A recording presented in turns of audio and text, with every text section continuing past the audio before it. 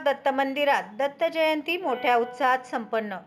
सोलापूर पूर्व विभाग दत्तनगर येथील दत्त मंदिरात दत्त जयंतीनिमित्त विविध धार्मिक कार्यक्रम आयोजन करण्यात आले। यात पहाटे काकड आरती, दत्त मूर्तीस अभिषेक, होम हवन, रुद्राभिषेक व दुपारी 12 वाजता महाआरती करण्यात आली।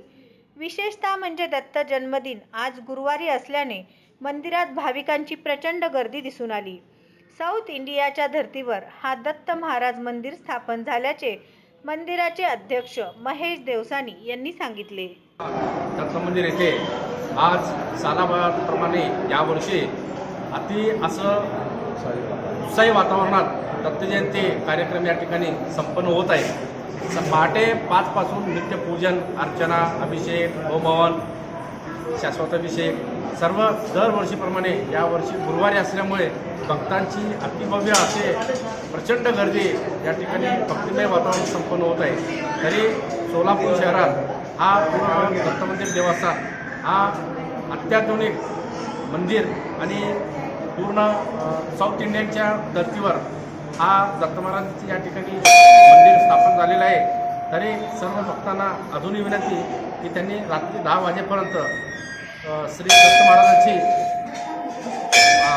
दर्शनासाठी आपण आवर्जून येऊ शकता। त्यानंतर दर गुरुवारी या ठिकाणी माधुवारीची आपण या ठिकाणी गाणगापूरच्या धर्तीवर केलेलं आहे। तरी सर्व भक्तांनी दर गुरुवारी आवर्जून 12 वाजता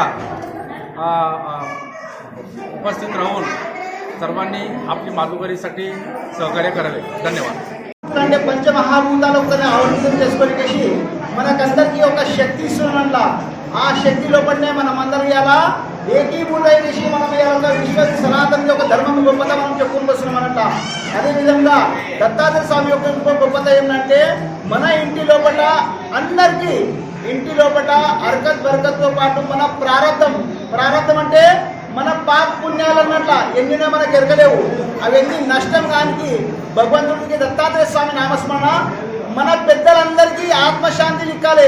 పితృదోషం ఉన్నారా, ఆ పితృదోషం ఒకటే ఒక్క కారణం ఏంటంటే శ్రీ గురుదేవ దత్త అడగొద్ద రాశి అంతపూర్ణ ఆ ప్రకారంగా మీరు శ్రీ గురుదేవతమని కులదేవత నామస్మరణ తప్పకుండా అందరు చేయాలని ప్రార్థిస్తున్నాము।